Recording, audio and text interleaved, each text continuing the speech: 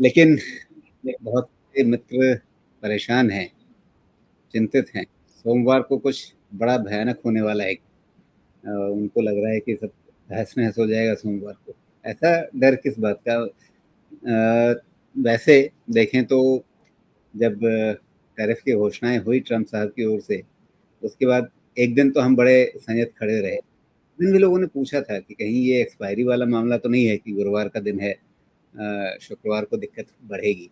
शुक्रवार को वाक़ई दिक्कत बढ़ी है, तो क्या सोमवार को दिक्कत और ज़्यादा बढ़ेगी? राजीव जी, बढ़ेगी मुझे लग रहा है, क्योंकि जो एक पत्ता और खुला ना कि फार्मा पे बहुत हेवी टैरिफ लगेगा, और दूसरा पत्ता ये खुला कि रिटेलिएशन चाइना की तरफ से बहुत। एक्चुअली मैंने काफ़ी सारे इसको कनेक्ट करने के लिए पॉइंट्स नोट किए हैं, जो मैंने सुना, इकोनॉमिस्ट को समझा, अपना दिमाग लगाया। उस चीज़ को मैं सिंप्लीफाई करने की कोशिश करूँगा सबके लिए, क्योंकि एक सवाल जो मुझे पिछले 15 दिन से पूछा जा रहा है, 20 दिन से, कि टैरिफ वॉर चल रहा है, तो मार्केट से बाहर ही क्यों ना रहें? अब टैरिफ वॉर का क्या इम्पैक्ट है मुझे नहीं पता, सॉफ्ट रहेगा, स्ट्रॉन्ग रहेगा, किसी को सपना आए तो बता दे, अकॉर्डिंगली मैं भी अपनी पोज़ीशन बना लूँगा, मुझे नहीं पता। और मैं सारे इंस्टेंसेस आपको गिना दूँगा, कोविड गिनाऊँगा, आपको रशिया-यूक्रेन गिनाऊँगा, इज़राइल-हमास वॉर गिनाऊँगा। आप कोई भी प्रेडिक्ट कर सकते हैं, और किसी भी समय मार्केट में आप नहीं इन्वेस्ट रह के पैसा बना सकते थे, तो मैं उसको भी कनेक्ट करूँगा। ऐसा नहीं हो सकता है कि आप वो टाइम कर दें मार्केट को। पहले हम आते हैं, अभी जो चल रहा है ये बहुत serious situation to be in है, बिकॉज़ रिटेलिएशन होगा। कैसे-कैसे मेरे कनेक्ट्स में जो समझ में आते हैं बताता हूँ। पहला पॉइंट जो मैंने समझा है, ग्लोबल जीडीपी इम्पैक्ट होने जा रहा है, और करीब-करीब 1 परसेंटेज पॉइंट से इम्पैक्ट होने जा रहा है, इसका अनुमान है। मेरा ये भी अनुमान है कि अगर 2 महीने के अंदर ये चीज़ें सॉर्ट आउट नहीं हुई, या 2-3 महीने के अंदर ये चीज़ें सॉर्ट आउट नहीं हुई, रीएस्टैब्लिश नहीं हुआ इक्विलिब्रियम मेजर इकोनॉमीज़ के बीच में, अमेरिका एट लीस्ट रिसेशन में जाना चाह रहा है, जाएगा। मुझे ऐसा लगता है कि ये पूरा का पूरा मूव ऐसा नहीं है कि ये जो सिचुएशन है ट्रम्प ने सोचा-समझा नहीं होगा। मेबी अमेरिका के पास अपनी इकोनॉमी को रिसेशन में भेजने के अलावा और कोई रास्ता बच नहीं गया था, बिकॉज़ उनकी इकोनॉमी एक्चुअली बहुत बैड शेप में थी। सिर्फ़ डेट और स्टेरॉइड्स पे वो इकोनॉमी चल रही थी। आप हम देखते हैं ना, हर साल में 2 बार लॉकडाउन लगता है। गवर्नमेंट शटडाउन हो जाएगा, गवर्नमेंट शटडाउन हो जाएगा। पैसा तो है ही नहीं चलाने के लिए इकोनॉमी को। तो वो इकोनॉमी अपने आप में बहुत खराब सिचुएशन में थी। यही अगर पब्लिक डेट होता ना, जो government debt to GDP ratio high है यूएस का, अगर ये पब्लिक डेट होता, तो 2008 जैसा कुछ हो जाता। ये गवर्नमेंट डेट टू जीडीपी है, तो गवर्नमेंट कंट्रोल्ड वे में कहीं से भी डेट को कम करे, लेकिन उसके पास कोई रास्ता नहीं है, तो जान के ये बबल प्रिक किया गया है मेरे हिसाब से ट्रम्प और टीम के अलावा, कि पेन लेने के अलावा कोई रास्ता नहीं है। रीज़न ये है कि इनको पहला जो चाहिए, इंटरेस्ट रेट नीचे लाना होगा, नहीं तो कॉस्ट ऑफ रीफाइनेंस इनके लिए बहुत बड़ा नाइटमेयर है। दूसरा, डेट को रिड्यूस करना होगा, because 125% debt to GDP sustainable नहीं है।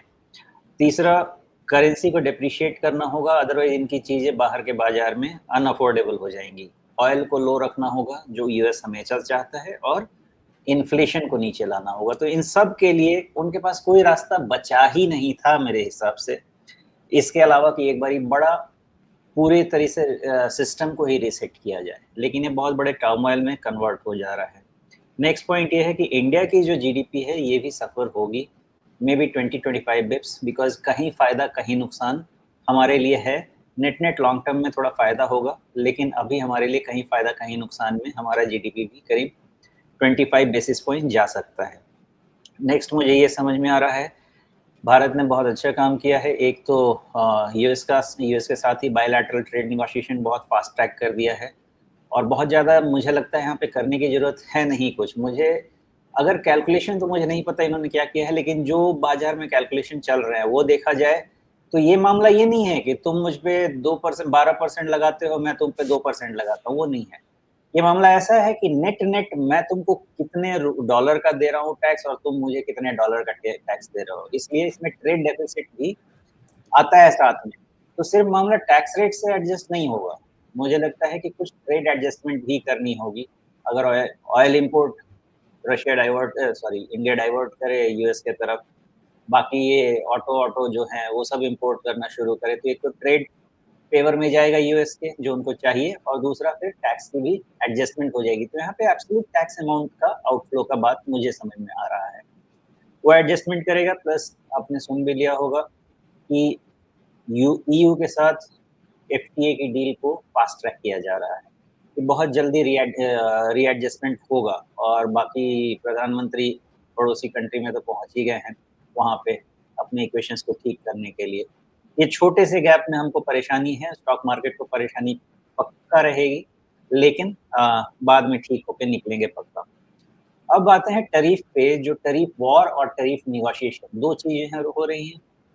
ट्रंप का कहना है कि तुम मुझसे मैंने हेडलाइन टैरिफ दिया है, मैं टैरिफ को एक नेगोशिएशन टूल के तरह यूज करूंगा, तुम मुझे ऑफर करो अपने तरफ से क्या ऑफर कर सकते हो। बड़े कंट्रीज चाइना और सम मोस्ट यूरोपियन कंट्रीज, मुझे नहीं पता कौन सा कंट्री करेगा कौन सा नहीं, लेकिन फ्रांस रिटेलिएट करेगा, जर्मनी करेगा, इटली का मुझे पता नहीं, लेकिन मेजर यूरोपियन कंट्रीज रिटेलिएट करेंगे। रशिया के साथ उनका ट्रेड जीरो है। एशियन कंट्रीज अफोर्ड, हाँ ये सब कंट्रीज रिटेलिएट करेंगे, उस केस में आ गया।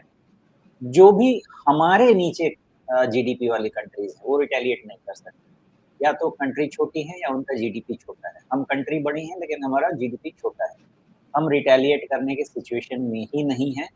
तो जितने भी हमारा जीडीपी का लेवल और उसके नीचे वाले हैं, मुझे ऐसा लगता है इन सबको निगोशिएट करना पड़ेगा, यूएस के फेवर में डील देनी पड़ेगी, कोई रास्ता नहीं है, और वहां पे हम सही जा रहे हैं, लड़के फायदा नहीं है, जो बर्बादी है वो ज्यादा होगी। बड़े कंट्रीज रिटेलिएट करेंगे, अब वो रिटेलिएट करेंगे तो उसमें उनकी जीडीपी भी जाएगी, यूएस की जीडीपी तो पक्का जाएगी, प्लस ग्लोबल जीडीपी जाएगी, तो वहां पे वो वैक्यूम क्रिएट तो सम टाइम के लिए होने जा रहा है।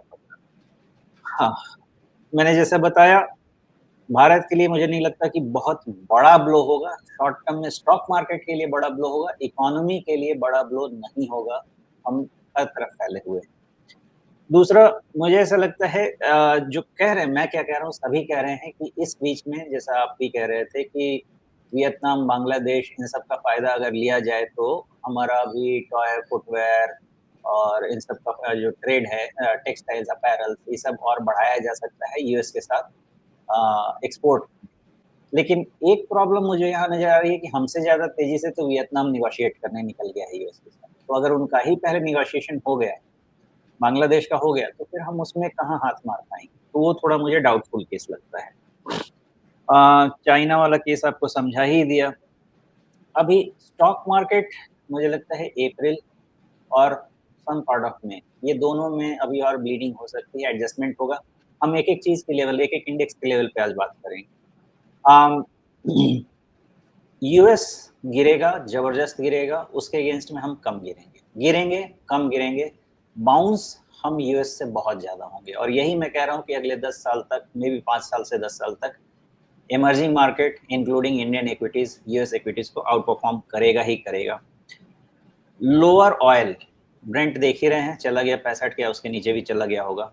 एप्रिशिएटिंग रूपी, lower interest rate, increasing liquidity जो आरबीआई भारत में बहुत तेजी से कर रहा है, कंजम्पशन बूस्ट जो हो चुका है, 1 लाख करोड़ आने वाले हैं, ये सब भारत के जीडीपी को बेनिफिट ही करेंगे। लेकिन ये शॉर्ट टर्म जिटर से हम बच नहीं सकते, ऐसा मैं नहीं कह रहा कि हम बच जाएंगे, लेकिन ये बेनिफिट करेंगे ही। हमारी इकोनॉमी उस तरह से पॉइज्ड है, हम अभी डोमेस्टिक फोकस्ड हैं, और उसके हिसाब से हम बहुत ज़्यादा इम्पैक्ट यूएस के जितना नहीं होंगे, बड़े कंट्रीज के जितना नहीं होंगे।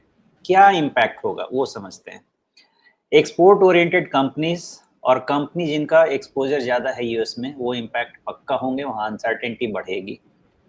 क्या जहाँ पैसा बन सकता है वो मुझे समझ में आता है, डोमेस्टिक फोकस्ड कंपनी जिसमें हमने डिस्कस किया है, जो इसमें हम फोकस्ड हैं पिछले सितंबर से, BFSI, domestic domestic consumption, domestic pharma, hospitals, health care, diagnostics, इन सब पे हम इन सब पे फेवरेबल सिचुएशन बनेगा।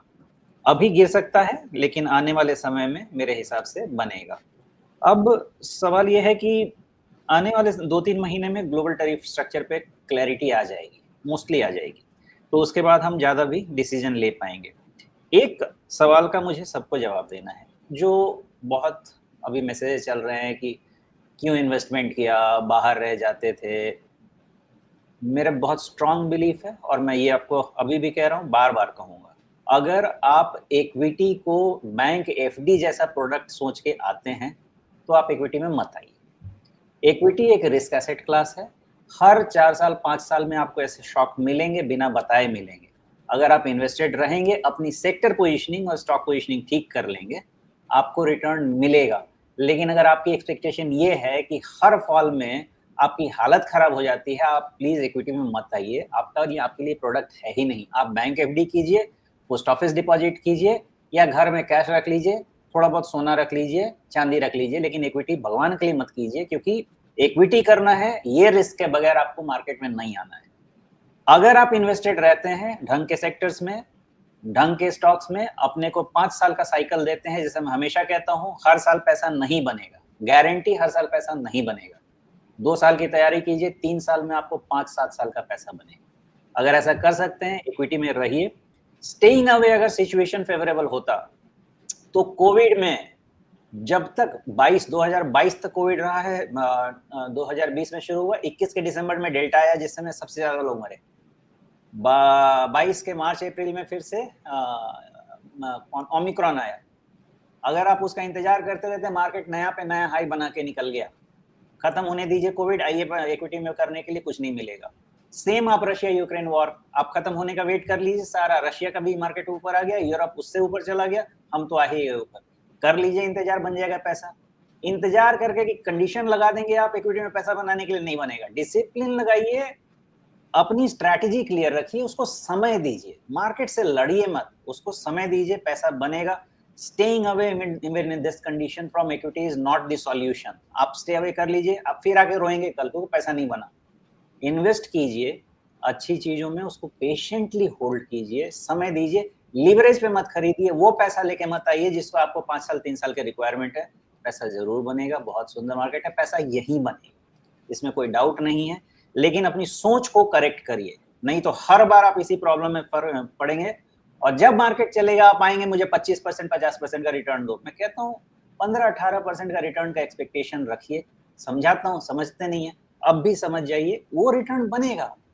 12% का नॉमिनल जीडीपी का ग्रोथ मान लीजिए, 1.5% 1.5 टाइम्स मार्केट दे दीजिए, मार्कअप दे दीजिए। इस रेंज में इन्वेस्टमेंट से रिटर्न बनेगा, धीरे धीरे बनेगा, हर साल नहीं बनेगा, लेकिन 5 साल के ब्लॉक में बनेगा। तो यही समझाना था मुझे। मैं लिंक यही कर रहा हूँ कि शॉर्ट टर्म का पेन रहेगा, इंडिया का लॉस शॉर्ट टर्म में होगा, रीएडजस्टमेंट करना पड़ेगा, लेकिन इसी का नाम इकोनॉमी है, कर रहे हैं।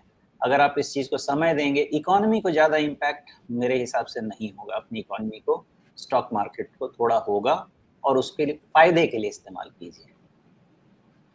जी, तो सुमेश, जो आपने एक बीच में, मैंने डिस्टर्ब नहीं करना चाहा आपके फ्लो को।